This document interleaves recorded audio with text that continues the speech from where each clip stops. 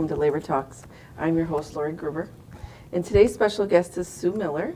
Sue currently serves on the Eau Claire County Board of Supervisors. Welcome, Sue. Well, thank you for having me. It's always a delight to sit down and have a conversation about the county board. And we'll make sure everybody gets to know a little bit about you. Oh, all right. And in order to do that, can you tell us a little bit about you? Did you say we only have 30 minutes? Okay, I'll try to give you the abbreviated version. Actually, I moved up here to Eau Claire to attend the University of Eau Claire many years ago. Okay. And with the exception of taking a job out of the state for about 4 years, I've lived here ever since then.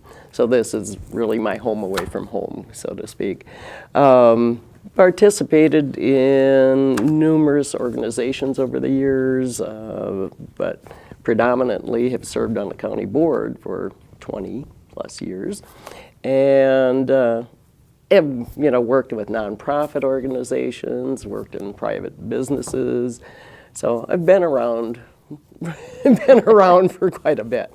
I just love this area. Yeah, and that's why I say it's kind of my home away from home. I've adopted it. I loved it. That's why I moved back here when I came back to Wisconsin with that out-of-state job, and it just feels good to me to be here. It's a nice area. Mm-hmm. And as a member of the Eau Claire County Board of Supervisors, have you seen instances where the governor's budget and the flattening out of shared revenues have hurt this county? Whoa, I could tell you all kinds of stories about that. And actually, it's not just the shared revenue. It's been categorical aids. And now, given my history with the board, I have to go back in the early 90s when Governor Thompson was in office. He was going to keep our property taxes down. And so what he did was impose levy limits on counties and cities. Initially, because obviously the state is not a property taxing entity. Counties and municipalities are. So that was his way of holding our property taxes down by clamping down on the local municipalities who could do that. That locked us into whatever it was the previous year before this whole thing passed. Well, Eau Claire County had always been very frugal throughout the years. So that really put everybody in a bind because that frugality was there and the costs started going up. However, the flip side of it was to have increases only based on net new construction percentages. Well, that gave us a little wiggle room. Okay, so now fast forward into the early 2000s. Here we find out that the state had been doing deficit spending and had to do a quick budget repair bill. So even into late 2002, the counties had no idea what was going to be happening in terms of the categorical aids, shared revenue, any of that kind of stuff. Well, and finally, we did learn by the time the county got into the budget process that shared revenue was going to stay where it was the year before, which was okay at that time, but all the other categorical aids were going to start decreasing. Okay, then it continued on where the levy limits had stayed in place. And the school districts ran into the same difficulty over time. It was called a little bit different, but now you see all these school board referendums, right. and thus trying to get them operating money and the money to build schools. Exactly. So now we're moving forward into the point where, like this year, it was just simply 0% levy, okay? And thank goodness for all the new construction, the revitalization of downtown, all of the development over in Altoona and the River Prairie. Cali. And that saved us in terms of being able to obtain some additional dollars for our operating expenses, Because as you can imagine, health insurance has continued to increase over the years. In fact, back in the early 2000s, it spiked. And that really put a double whammy on everything. So we had huge increases in health insurance. We have a large portion of our funds do go to personnel because it is a public entity. And we don't have a quibble about that at all because we have such wonderful employees and they do such a fantastic job. We also ran into problems when I talk about categorical aids. The judicial, the courts, the court grants, it's flattened out for the last 4 or 5 years, okay? Even though the state has increased the fines for everything, they've taken more of the money, but they're not returning that to the counties, okay? And that's pays for the judges and the DAs and so on. And then we also have for youth services, for under human services, that's the biggie. They've increased the standards and performances of what the human service staff have to do to at-risk youth, but again, haven't brought the funds back to do it. And then there's the transportation, which is heading everybody, through. Because everything is fracture critical and it hasn't been fixed in so long. Exactly. And that's what Claire ran into years ago. We started to fall behind on our county roads to the point where we started bonding, which is not a good way to pay for constructing the roadways. But so we're to that point where we're starting to catch up, so we're not falling behind as much as we were. And fortunately, our new highway commissioner has also been looking at newer construction materials, bringing in-house more the engineering studies and that type of thing. And then, so he's helping bring costs down there.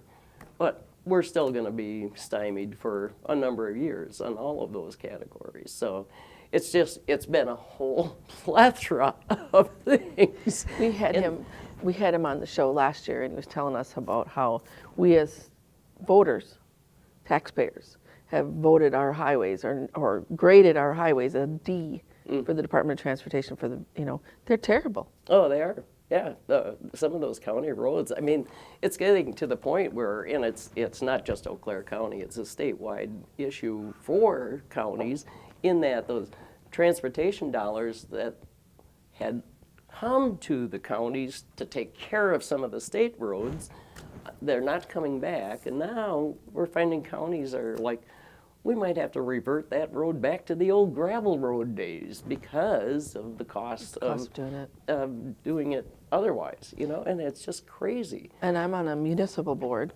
and we were running into the same types of situations, of course, where they were even suggesting taking some of the the village highways out and saying they weren't highways anymore. Yeah. So that we didn't have to resurface them and take care of them, and I'm like, that's just awful. Yes. And in the meantime, of course, more and more people are utilizing the roadways. And so, and like I said, even the state infrastructure is under duress right now, and that is a big bone of contention in the state legislature. How do we handle that? We need a train. I'm a big believer in we need a train. We need a train of some sort. So overall, I mean, it's been a dilemma and a compounding problem for a number of years. But yes, that flatlining and reduction of all of those combined when they continue to mandate that we provide these services. Plus, Eau Claire County has been on the forefront of treatment courts, for example. And we're trying to find diversion programs to keep people out of the jails and so on and so forth. And that also takes funding. Well, we've been able to get some federal grants and state grants for that type of program, but at the same time, Eau Claire County and the board has like an investment in that, and we are committed to try and work through and develop those to prevent the crowding in the jail as it is. So, Well, I mean, and separating out too the drug addictions or the drug sentencings and things like that, opioids, versus the hardcore crimes. correct. You know, I'm a big believer that they don't belong together. You know, so Unfortunately, well, and we can talk about that a little bit later, but unfortunately, some of those drug crimes are also leading to the more violent. Yes, Yes. and that's causing some difficulty too. But overall, Eau Claire County has been in the forefront of trying to do things like the treatment courts. We've been in the forefront of the collaborations of the city-county health department. It was the first one in the whole state, you know, kind of thing, and maybe collaborating a little bit more with the city in areas like the purchasing department, trying to keep our costs down, but still provide the wonderful quality services that we've been doing for the publics and the citizens of Eau Claire County. And do you support the living wage ordinance? And will you fight to keep it there? Well, I was one of the signers of the original ordinance, and of course, fought tooth and nail for it and argued very strongly for it on the board. And yes, definitely. I firmly believe in that, and I wish the heck we could could institute it a little bit broader, but and for those maybe who, you're familiar with the living wage, but basically it was saying, if you're contracting with the county and it predominantly is in the human service fields, such as group homes and sometimes nursing homes, but services that are provided to the individuals that the county is responsible for overseeing. We're saying if you're going to do that, we want you to provide a living wage to those employees taking care of our individuals and so on. And it turned out to be, you know, a smaller dollar amount than what people anticipated, but the bottom line is it's so critical. I mean, if you have an individual caretaker, an employee who is helping a disabled individual in and out of a wheelchair, for example, that's a lot of work, okay? And that's hard work. And then you're only paying them minimum wage. That's ridiculous. You know, the fragile individuals that are in their care, and then we're saying, oh, you know, if agency A wants to only pay you $7.25 an hour or whatever, that's ridiculous. So anyway. And then they wonder why it leads to elder abuse. Yes. And other things. And other things. And shortage of employees in some of those agencies now, because not the ones necessarily contracting with the county now because of the living wage. But at the same token, like I said, I'll fight for it for as long as I'm on the board. I know there was a slight blip just recently where one of the board members tried to bring it back for reconsideration, but it was defeated in one of the committees, and so it's not going to come back. Good. Anytime soon, I don't think. Yes, knock on wood. No, I have a 90-year-old mom who's had a bunch of mini strokes, and I have a niece who's taking care of her. Again, she's got a bachelor's degree. You know, she was doing home health care, and when this happened, now she's going to take care of my mom. What difficulties is Eau Claire County facing in providing good programs and services like that for people? Because I know that was one of the things that was targeted on Walker's budget, was the dementia programs and things like that. Mm-hmm. Well, fortunately, and that's one of the brighter sides. I'm not going to be all doom and gloom today. We have a fantastic Aging and Disability Resource Center. That is an evolution over time of what came out of combining long-term care services, information and counseling, and a whole variety of things, and bringing it under like one umbrella. And this all started for Eau Claire County, led up to it. It began in 2008, and it was a state push, okay? And through the State Department of Human Services and State Bureau on Aging, basically, we had one group over here doing this, and you had one group over here doing that. Well, why don't we start merging and Together. bringing it together? We have a fantastic group of young people working in our agency here in Eau Claire. They're out moving around and doing whatever they can, but predominantly working with the entities that would provide the service to an individual like your mom. In addition to that, they've been very aggressive in getting additional funding for dementia care programs, to fall preventions, to what they call stepping on, strong bones, a variety of things to address the needs of our population. That's getting older. That's getting older, yes. And I'm getting to that, getting in that baby boomer thing. So there's still going to be concerns out there, certainly. But there are resources now that the individuals that they can help good. you work your way through and meander all the way through all that good stuff. So it's one of the bright spots of the county, quite honestly. I sure wish it was like that in every county. We'll have to move my mom up here.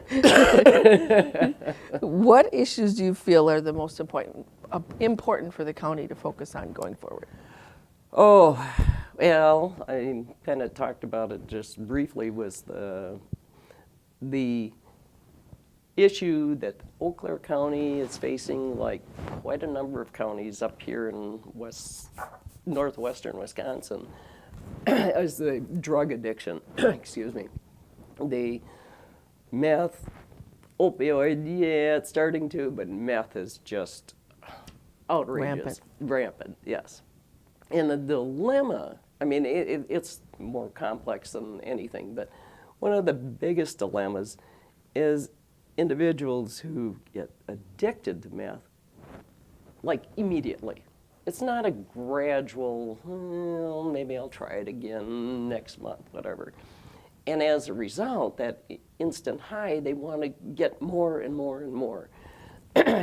Starts costing them their job, problems with the family, then the ancillary problems of they burglarize, they steal, they this. Anything to get the money to get their meth. Right. So, we could have somebody picked up, put in jail, held in jail until the initial court appearance. Takes a couple of days maybe.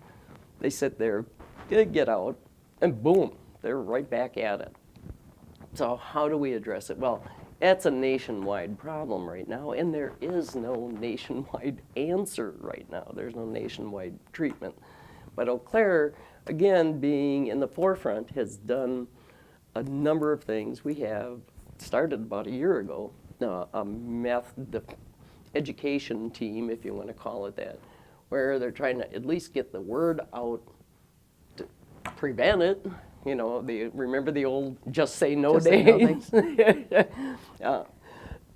in the meantime, we're still going to be struggling with that population group going forward and then getting into the judicial system, clogging up the jails, clogging up the courts, and that sort of thing. That's going to be a huge, huge issue and a challenge going forward. And we've got some wonderful shelters here, but you can't get in them if you're not clean. Exactly. Which then leads to homeless people too. Yes, and and that's one of the things we just recently talked. I'm on Judiciary and Law Committee, and we were talking about this recently. Even someone who's maybe short-term sentence in the jail, well, they've lost everything, so then they get out. Where do they go? Well, they go back to friend Tom's house who got them started on it in the first place. And so the transitional housing is a big need to help get that stopgap sort of thing too. So yes, like you said. Because our weather up here does not allow for people to be out in the park. No. Not even in the summer, No. You don't want to sit there. So that definitely is one of the bigger challenges we're going to be facing, along with just how do we continue providing the good services with a frozen levies and that kind of thing. But the other item I think that's a challenge, and it's going to be ongoing, and we touched on that a little bit, is that the infrastructure, our roadways, and our highways.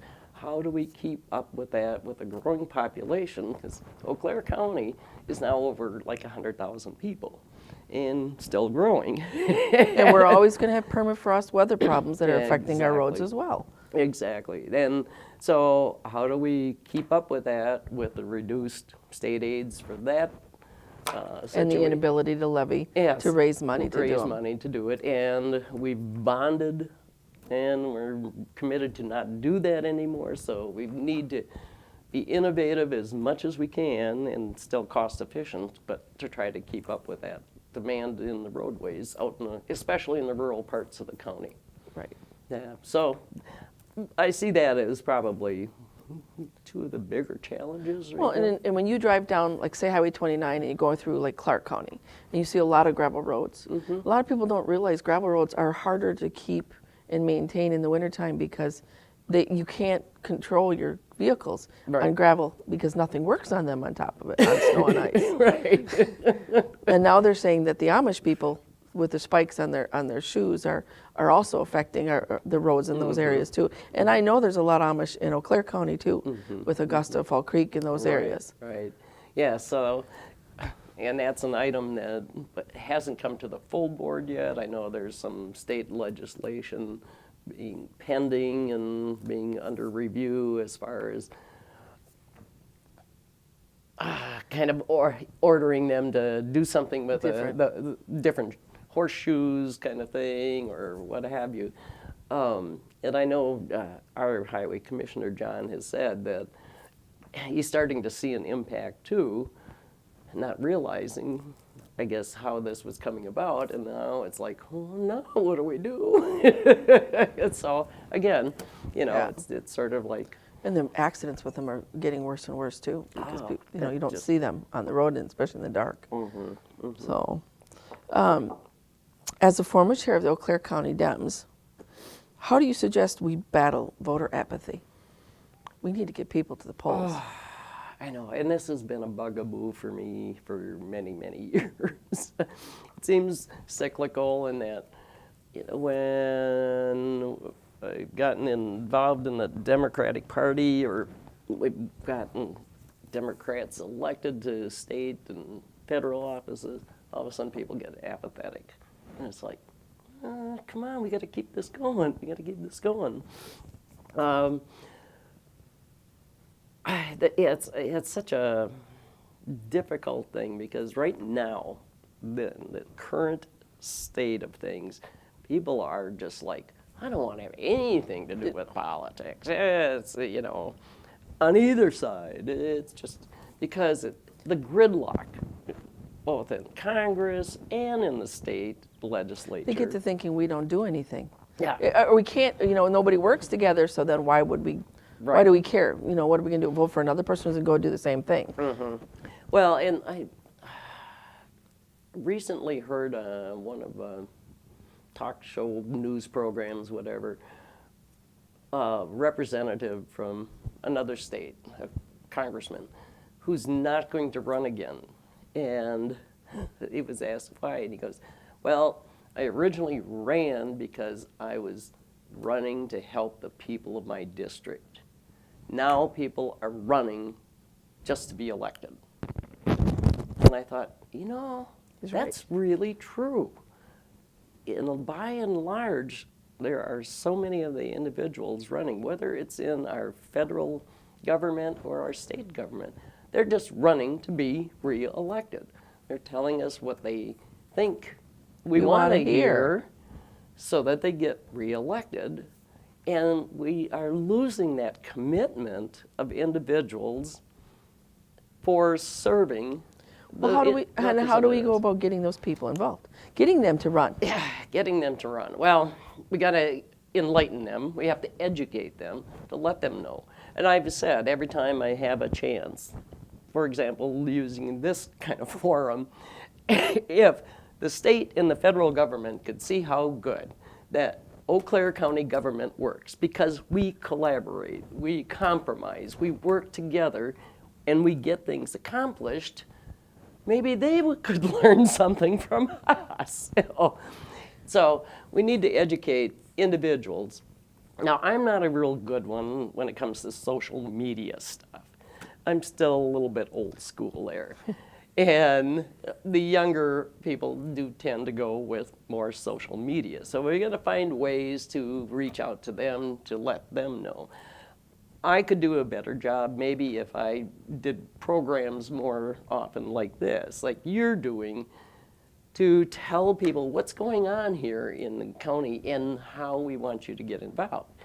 Plus, there's a lot of county commissions and boards, or community commissions and boards that have county involvement, that people could participate to get their feet wet If they want to, and find out if they really want to, right, and learn a little bit about how local government works. Exactly. You know, so there's everything from the Lake District to land conservation to library systems. I mean, it's a whole variety of things. So if we could get individuals interested in some of that, and then, and we have had a number of board members who started out on, That way. on a commission or county board or that type of thing. So anyway, if I can keep reaching out and finding ways to educate the public, because we're sort of one of those, we're best kept secret. We wish you all the best. Thank you. Well, that's today's program. My thanks to our viewing audience and to Sue, who made today's program possible. My thanks also to the folks working behind our cameras from Valley Media Works, who not only make the show possible, but give us an outlet for our union voices, our working family progressive voices. A final note, Labor Talks can be found on channel 993 twice weekly. You can also use your favorite search engines with keywords Labor Talks and CBC TV and find us on YouTube. Thanks for tuning in today.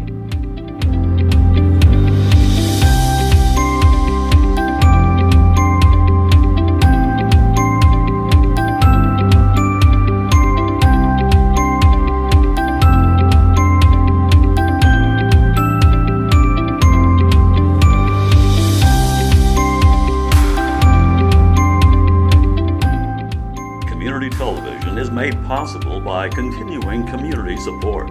If you would like to volunteer or make a donation, you can contact us by calling 715-839-5067 or on the web at www.cbctv.org.